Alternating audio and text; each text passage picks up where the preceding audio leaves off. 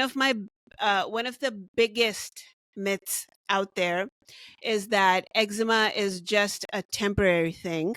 I don't know how many times I've heard that Yeah. you'll grow out of it, they said. They keep saying that to Josh. And sure, some kids do see their symptoms lessen as they grow, but it's not a guarantee. Hi, and welcome to Healthify with Kamal, your weekly dose of hope, health, and happiness. I'm your host, Kamal, a certified holistic health coach. How's everyone feeling out there? Oh, and don't forget about me. Hi, it's Reet here, the fun co host. And for those who don't know, I'm also Kamal's daughter. And I hope you all are having a fantastic day. So, today, folks, we have got a topic that's super close to our hearts: eczema.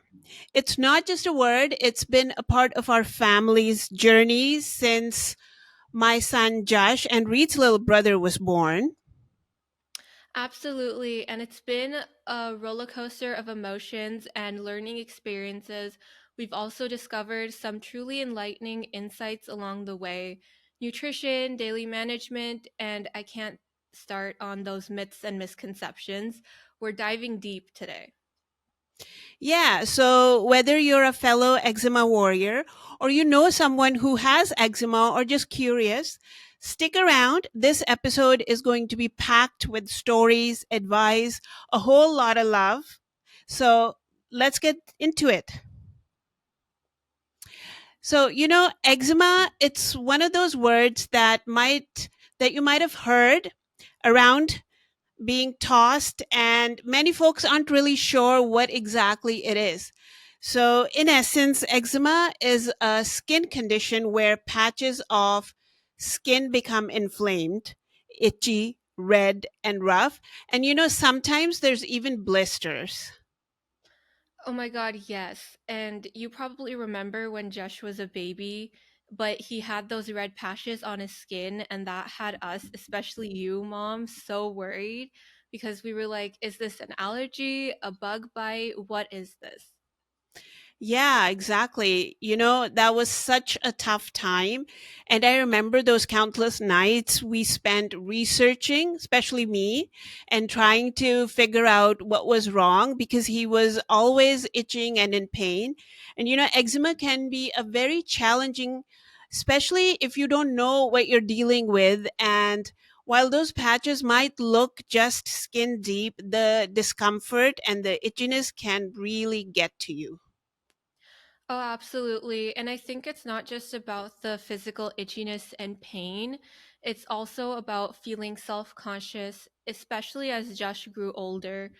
You know, the stares, the questions, it can be mentally draining. And it was really heartbreaking to see my little brother go through all of that. I couldn't agree more with you. And eczema isn't just one size fits all condition, as we both know really well. Yeah. So there are different types, like atopic dermatitis, which Josh has, which is the most common type. And there's also contact dermatitis. Then there is this one that I have such a hard time saying, dysphoretic eczema, and there's also a few others. Right. And not to go super scientific on everyone, but Right. there's different causes and triggers. It could be genetic, environmental, or sometimes it's just your body's unique way of reacting to something. But the good news is that once you figure out what is causing it or what's triggering the flare ups, you can manage it better. Totally. And while we will be diving deep into the management and all in this episode, it's so crucial to understand that eczema isn't just a rash. I mean, it really is a journey, and it requires patience, understanding, and a ton of TLC. Amen to that, bro. And hey, to everyone listening, whether you have eczema or you know someone who does, remember that you're not alone. And as we unravel more about it today, we hope that it brings some comfort, knowledge, and maybe even a few laughs. All right. So, rolling into the worlds of myths and misconceptions. That's exactly how we're going to be starting. So, Reed, with any health condition, there's always a truckload of misinformation out there, and eczema is no different. Oh, tell me about it. I remember my aunt's magic lotion she swore by, saying that it would cure Josh overnight. And I can't even begin to tell you the countless number of times we got the advice saying just apply some coconut oil. I know. um, and oh my God, your aunt and her remedies. I can't even start it with that one. But Yeah. you bring up a really good point. One of the biggest myths out there is that eczema is just a temporary thing. I don't know how many times I've heard that Yeah. you'll grow out of it, they said. They keep saying that to Josh. And sure, some kids do see their symptoms lessen as they grow, but it's not a guarantee. Yeah, definitely. Like it wasn't a guarantee with Josh. Like he still has certain parts on his body where he has it. Um, and what about the classic "it's contagious, stay away" myth? I can't even count the number of times people kept their kids away from Josh, thinking it was something they could catch. And it was truly heartbreaking. And I've definitely gotten into some fights because of that. Mhm. And they didn't go down well. Yeah, I remember you telling me all that. And, that one gets me every time. I mean, we are laughing right now, but this is a very serious situation. Yeah. And we can laugh at it because we've been through all of it, we've solved all of it. But for the record, everyone, eczema is not contagious. I hope you can hear me loud in that. You can't catch it from someone and you can't pass it on. It is essential to get that out there. Yeah, definitely. I think there's also this whole thing for eczema is just a dry skin narrative. Sure, dry skin is a symptom, but eczema is a whole different ball game. It's an immune response and it goes way deeper than just the skin surface. I couldn't have put it better. And, these myths, they are just not harmless words. They affect how people view the condition, how they react to it, and most importantly, how those with eczema feel about themselves. And as we mentioned, both of us, we've seen this happen firsthand with Josh. Yeah.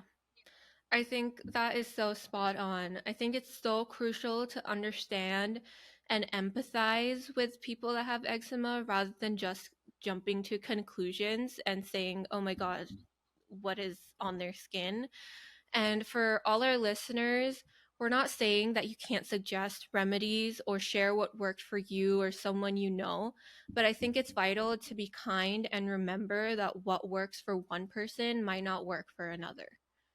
Absolutely. And, eczema is a very complex condition. It's diverse and every journey is unique. So let's make sure we approach it with an open heart, understanding, and a little less coconut oil. Yeah, I think a tad bit of less coconut oil, please.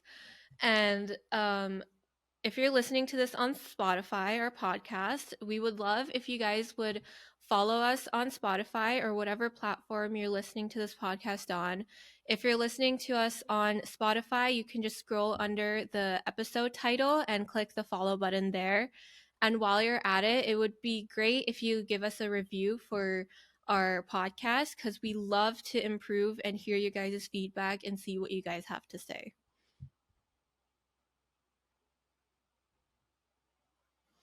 It's yours, Bob.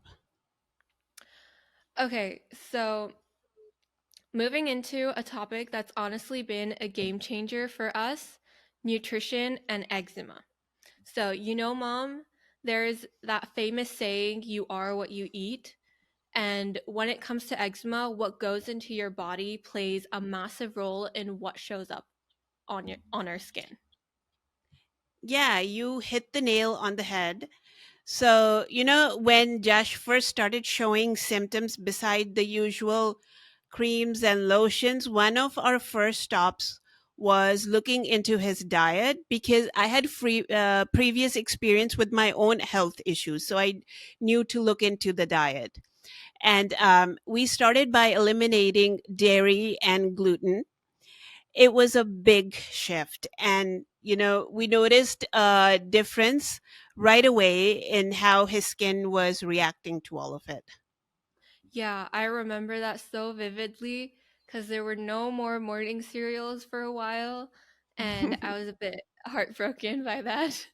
And then we started including certain beneficial nutrients, right?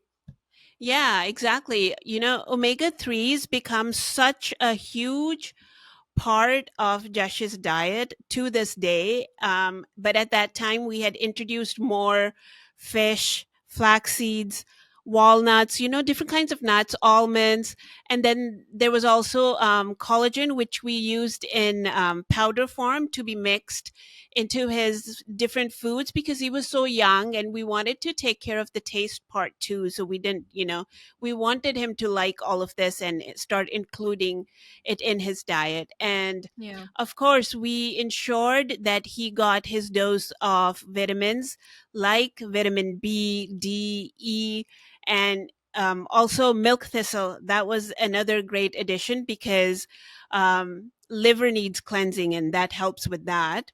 And it also has anti inflammatory properties. Yeah, and oh, what about hydration? Can we talk about that? I think in the Yeah. previous seasons also I've emphasized hydration so much, but I've always heard that drinking water is good for the skin, and I've also mentioned it in the previous season. But with eczema, it's almost like a non-negotiable because keeping the skin hydrated from within can make such a difference. I agree. I'm a huge advocate of hydration because it plays a pivotal role. But here's the other side of the coin: trigger foods. We often tend to look away from the foods that are actually triggering the condition.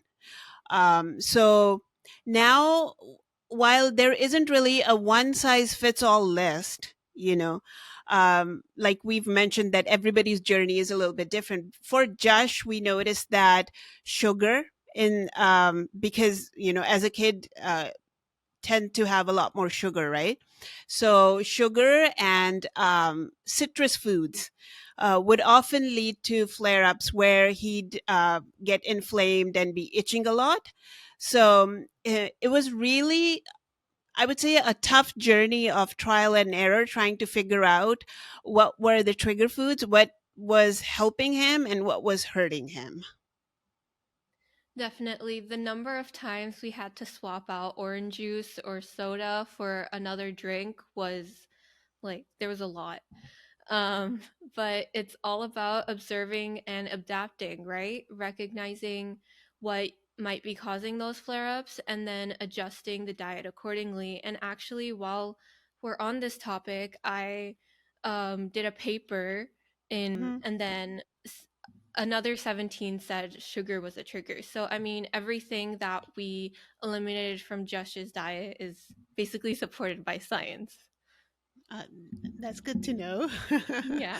Yeah. So, that's exactly what I'm talking about. And I'd like to stress this for the person listening to us on the other side. Every individual's experience with eczema and nutrition can be different, and it's essential that you consult with a nutritionist or a dermatologist or holistic health coach like myself to find the best dietary plan for yourself or whoever you're trying to help with eczema. And, it's really about finding what works best for you or your loved one. Absolutely. And I think it's important to remember that it's not about restrictions, but actually about making better, more informed choices. Yeah, navigating daily life with eczema can sometimes feel like you're treading a tightrope. I know it's been like that for us, especially in the early years. And it's really all about balance. So, first and foremost, we made sure Josh had a routine very early on when he was a baby, and a consistent one, which now he's perfected himself now that he's almost an adult. And Yeah. moisturizing, as we've mentioned, is not just a step, it's a ritual. It is a ritual with Josh, and I think it should be a ritual in general with everybody, but especially with somebody who has eczema or any skin condition. Yeah, definitely. And it's not just about slapping on any moisturizer. Don't do that. Yeah.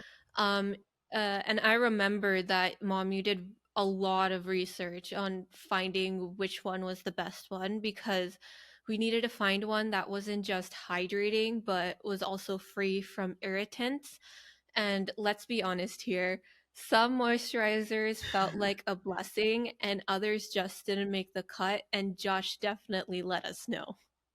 True that. I remember there were some that like stank like anything, just the Yeah, I smell was remember. so pungent that we knew he could not continue on, and he didn't like it. And that's the one thing he was very vocal about. Every time I brought on like a new lotion or a cream for him to try, Yeah. so he'd be like, I don't like this. This is too sticky. This is too smelly.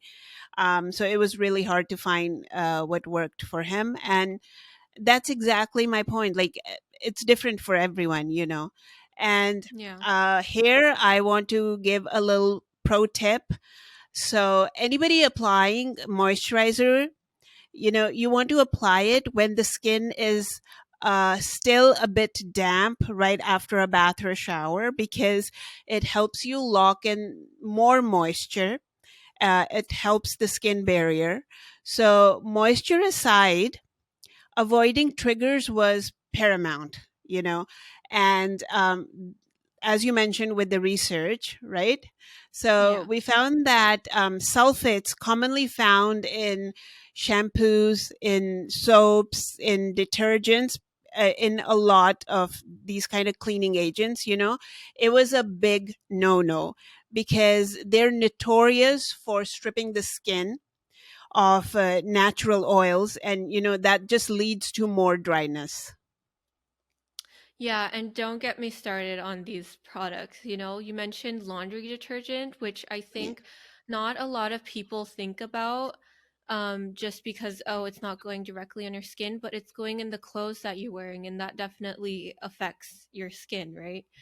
Yeah. So the steroid creams we were using initially were like, they seemed promising and they provided relief, but then we saw side effects creep in, thinning skin, which made it more vulnerable. And then there was that unexpected weight gain. It was a wake up call for about the importance of understanding what we're putting on our skin. Yeah, and it wasn't just about application, but timing as well. So steroidal creams are usually best applied after moisturizing, not before, because then it gives it that little bit of barrier for the skin. It just helps a little bit more. And that's something we learned a bit later. But Reed, do you remember the sleepless nights? How Josh would wake up just scratching when he was little? Oh, those were so tough because when we were younger, we were sharing a room, and I remember him waking up crying, like scratching himself. It was very tough, but we found some hacks. Cotton gloves were really helpful when he was a baby, not so much as he grew older, but the cotton gloves protected his skin from his own nails. And then there were those breathable cotton pajamas, which he still swears by. Yeah. Synthetic materials can irritate the skin, but cotton, that's soothing. And Yeah, the that's his broom, go-to. Yeah. yeah, yeah.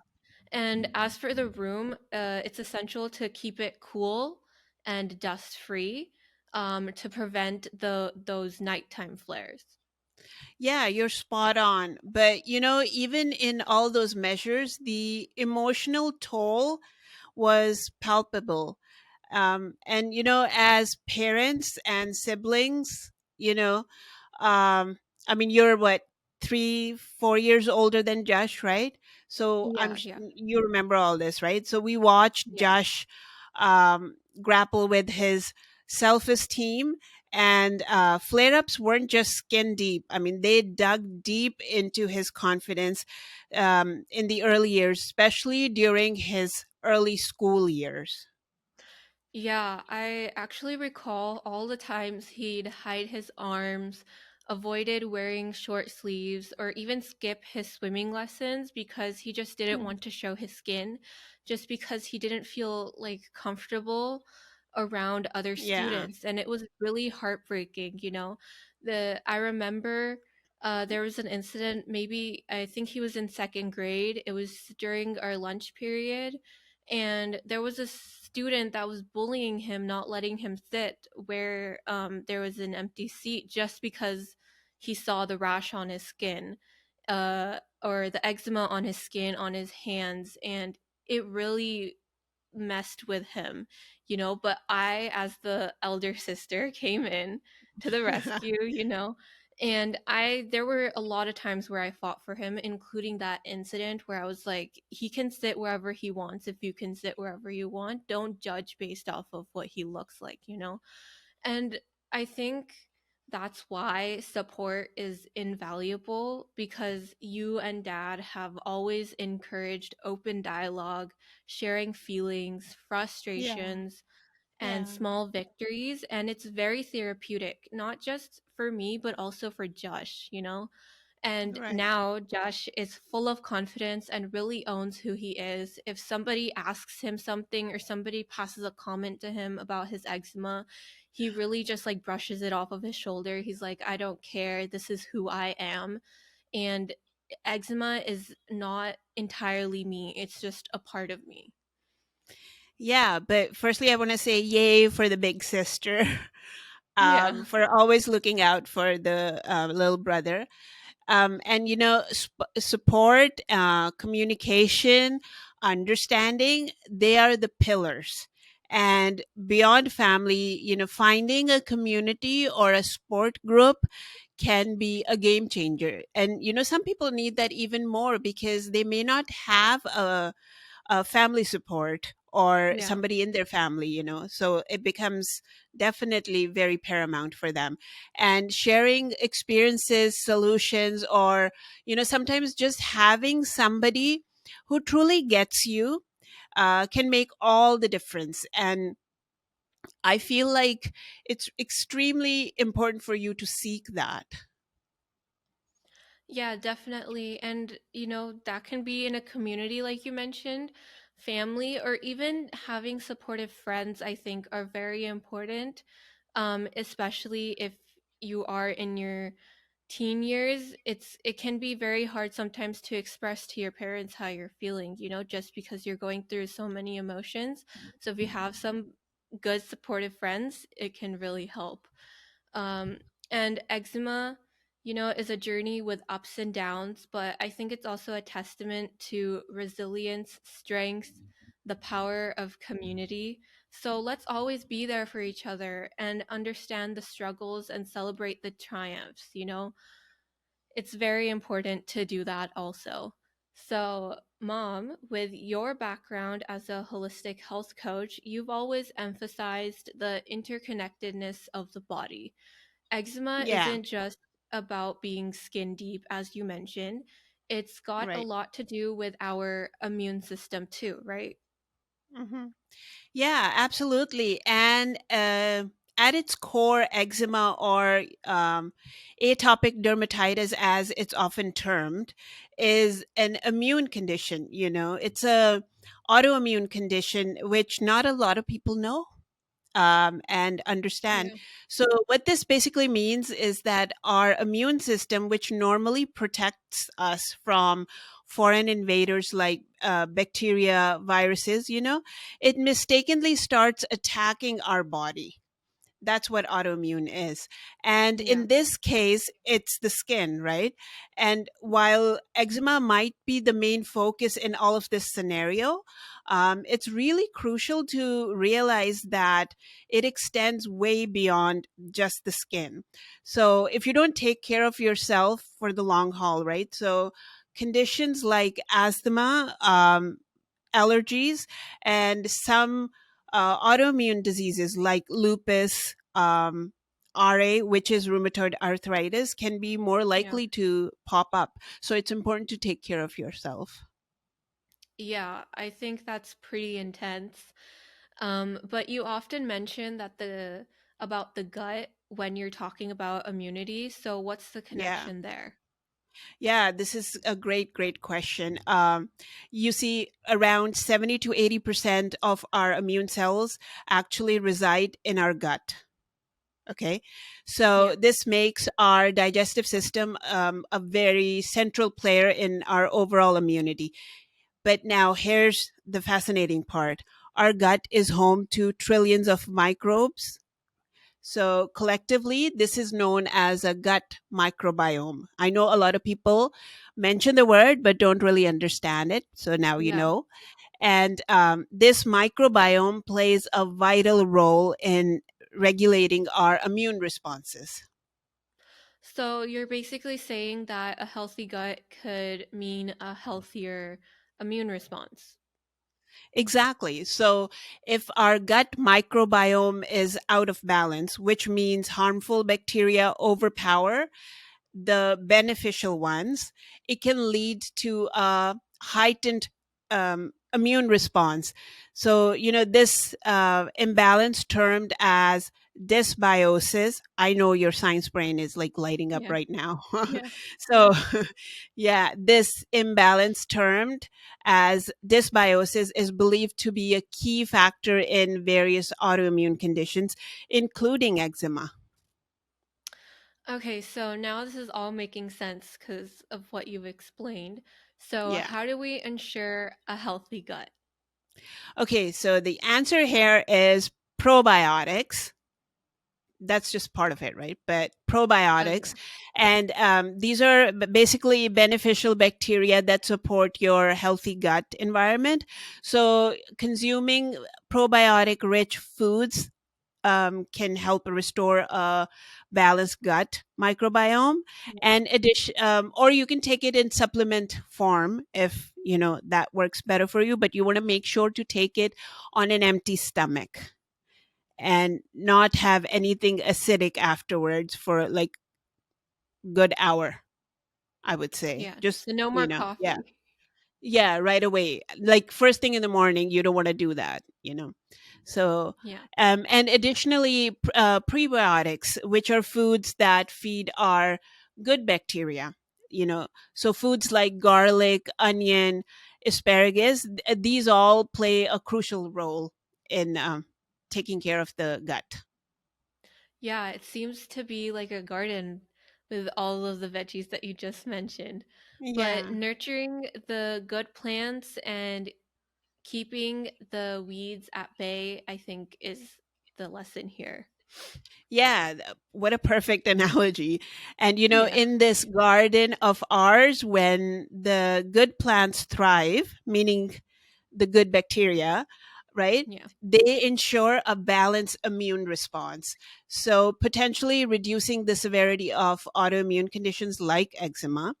But, beyond food, managing stress, getting good sleep, avoiding the overuse of antibiotics, all of this contributes to a healthier gut. Yeah, so I think it's a holistic approach. It's not just about treating the symptom, but understanding and addressing the root cause. Spot on. I couldn't have said it better. And it's about seeing the body as a interconnected system where every part has its role to play, right? And when we provide the right support, the right resources, we set ourselves up for better health inside and out. That's completely right. And Mom, you shared so much valuable information, but I'm really curious. How can someone like you, a health coach, assist someone struggling with eczema? That's a great question. I'm glad you asked that. As a holistic health coach, I view things from a holistic perspective. I consider all three, soul, mind, and your body. So it's not Yeah. just about the symptoms, and in this case, the skin inflammation, but the entire lifestyle. So that means your diet, your stress, sleep, what's going on in your life at that time, your environment, everything. So while the doctors and the dermatologists are definitely very essential in diagnosing and prescribing treatments, a Yeah. health coach can help you bridge that gap, ensuring that a person is getting comprehensive care and support they might be needing. So it's basically like having someone guide you through the journey, right? Offering support and different resources they might need. Yeah, exactly. So you want to think of me as your motivator, somebody who keeps you on track, as your guide. You're basically a partner in this journey of you getting healthy. So while I'm not saying that replace the doctor's advice, I'm just Yeah. saying I'm complementing it. So let's say a dermatologist recommends certain dietary changes. I can help you in creating a feasible meal plan that works for your lifestyle, Yeah. suggesting you recipes or even offering you guidance on how you can be managing your stress, um, which foods are triggering you, what's helping you, all of that stuff. Yeah, I see it. It's more about the bigger picture, the lifestyle as a whole, rather than just focusing on one symptom. Precisely. So, but Baba, it was yours. No, it's you. Precisely. So now it's crucial for anyone dealing with eczema to consult with a dermatologist and, or any other medical doctor they might be needing, because they do offer essential medical perspective, right? A Yeah. diagnosis, a treatment, but alongside that, you need integrating the guidance of a health coach to ensure you're addressing all facets of your life, all sides of your life that may be influencing your condition, and in this case, eczema. Yeah, I think this sounds like a very well-rounded approach. Medicine for immediate relief and holistic practices for the long-term well-being. Y- Definitely. And it's not just about eczema. This approach applies to many other health conditions that I can help you with, because I specialize in autoimmune conditions as well as weight loss, and that entails hormones, gut, all of that stuff. So it's really all about balance, understanding, and ensuring that every individual feels empowered and informed on their own journey to better health, because we're all unique. Yeah, and I would just want to say that having a guide like you, Mom, in a non-biased way, I'm saying this, just makes the journey a bit smoother and, dare I say, more hopeful. Because I've seen it with Josh. You've acted as a health coach with him in certain times and not as a mother, and it has truly helped him. Thank you. Thank you. Thank you. I love hearing you say that. But, it's all about collaboration and working hand in hand for a healthier, happier life. So, if you're somebody who's interested in getting help for eczema or working with me, you can always DM me. I'm on Instagram. So, you can DM me on at Health Coach Kamal, and we can consult to see if we are right to be working with each other. Yeah, so, Mom, it's interesting, eczema doesn't just hit one age group. From babies to older adults, it seems to span across all ages, but I'm sure that the experiences differ. Absolutely. Eczema is versatile in its appearance and not just on the skin, but also in how it integrates in a person's life at different stages, at different ages. Yeah, so the first one we're going to be diving into is childhood eczema. So, as a parent yourself, Mom, you know the drill, but for our listener out there, what tips can you share? Yeah, so childhood eczema can be particularly challenging. I mean, you're dealing with babies, toddlers, very young kids, because Yeah. kids, especially, at that age, don't always understand why they're itching. They just want to itch. So, the first and foremost thing that you can do is keep their nails short at that age. So, make sure to keep cutting their nails at the right time, and have them be clean so that you are minimizing the skin damage from scratching. And remember those um, cotton mittens that we mentioned earlier about for Yeah. Josh. Well, those can help in some cases. And then especially like at night, like for especially for babies. I know a lot of people already use them for babies, but even for like toddlers or up to like age 3, 4, Yeah. sometimes the kids may not keep them on when they're awake, but like when they fall asleep, you can, because I used to do that sometimes for Josh. I would like sneak into the room and slyly put on his mittens. Yeah. Obviously, like when he woke up, he would pull them off, but it still helped while he was sleeping. Yeah. And the bath routine, Yeah. lukewarm water, gentle soap, and immediately moisturizing after.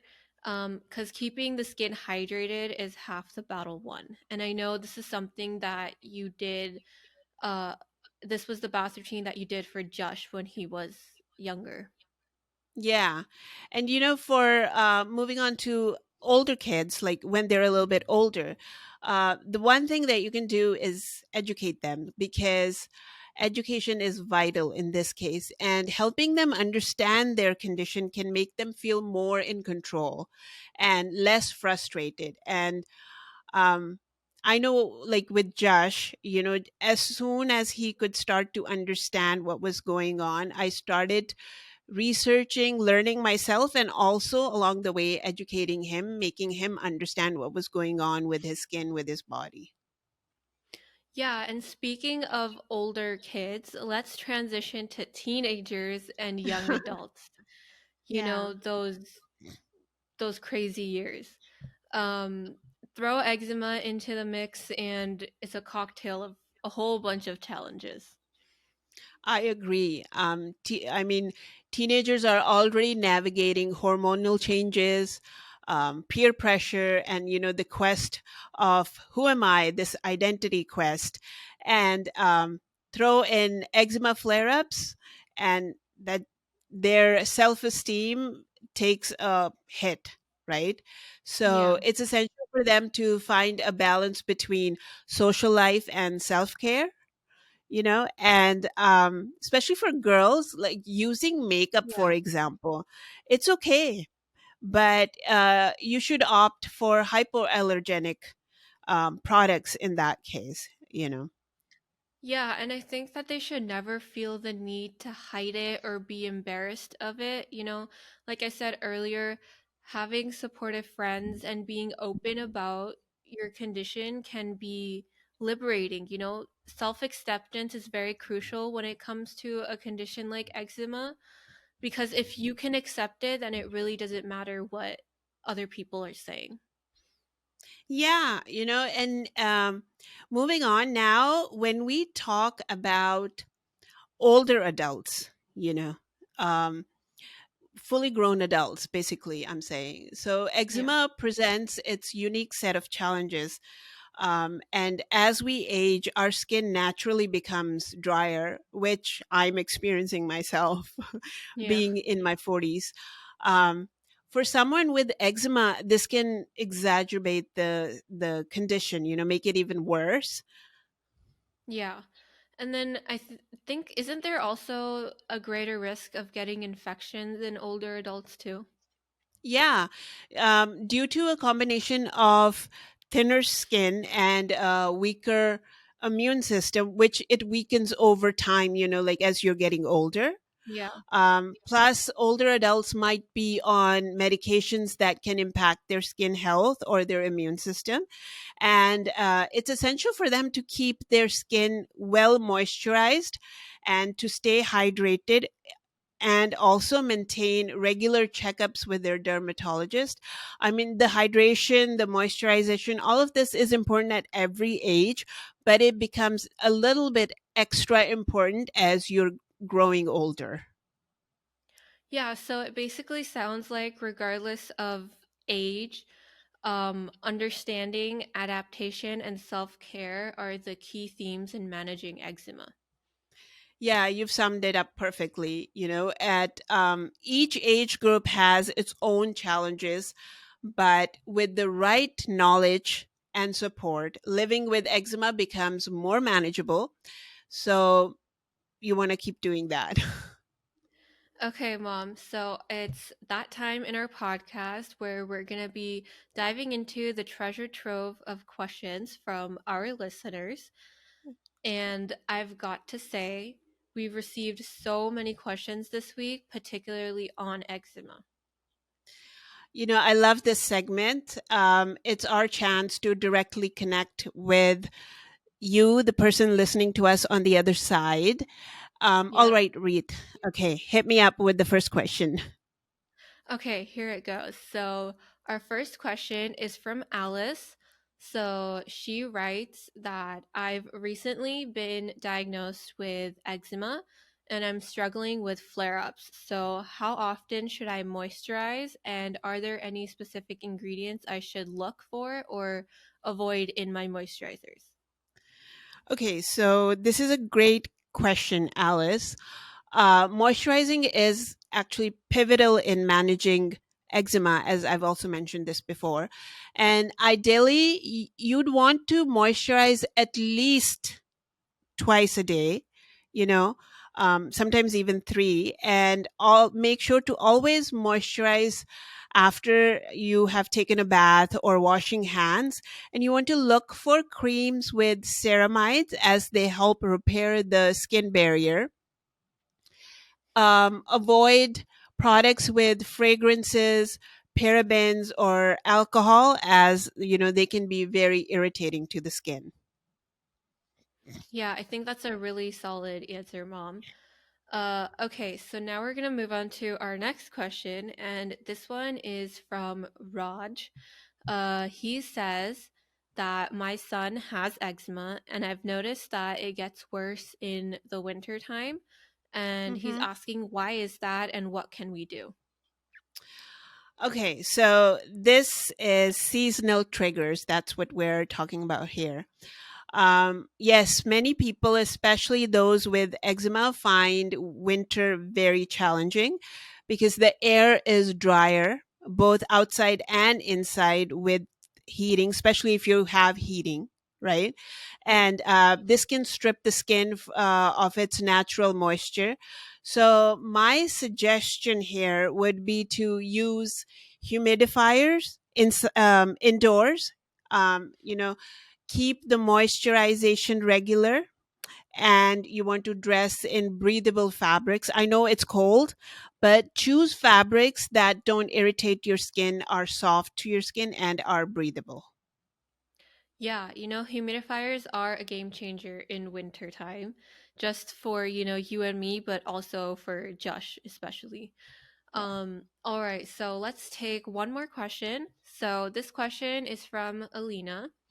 She Okay. writes, I've heard about stress being a trigger for eczema. Is that true? And how can I manage stress induced flare ups? Okay, so Alina, you've touched upon something so essential. Yes, stress can indeed be a significant trigger for eczema flare ups. The mind body connection is so profound. And for stress management, I'd recommend techniques like deep breathing. I always talk about Anulom Vilom, which is a yoga practice, and I often prescribe it to pretty much everyone. um, Yeah. and then meditation, or even just finding a hobby that relaxes you.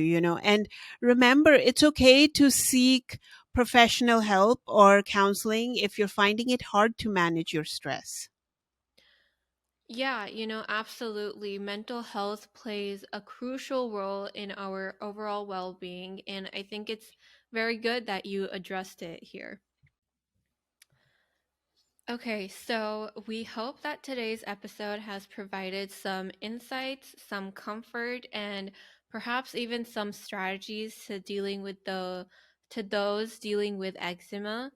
And even if you're not directly affected, understanding and empathy can go a long way in supporting your loved ones. I couldn't agree more. But before we sign off, folks, a quick glimpse of what's to come in this season. So, in the coming episodes, we're going to be discussing in depth about the what, why, and how to manage autoimmune, along with talking about specific diseases like RA and Crohn's and colitis. So, you won't want to miss it. Yeah, and if today's episode resonated with you, or if you have your own eczema story or questions, we'd love to hear from you. There's a possibility of a follow up episode, and your insights could be invaluable to someone struggling with eczema. So please share them with us on our Instagram at Healthify with Kamal podcast, or you can share them with me directly at Health Coach Kamal. Your voice really does matter, and we love hearing from you. Absolutely. So keep those stories and questions coming. And while you're at it, it would be great if you would follow us on Spotify or follow the podcast on whatever other platform you're listening to us on, and leave a review for our podcast because we love to improve and hearing from you guys. And remember that together we can create a community of health, hope, and happiness. Until next time, we'll see you guys. Bye.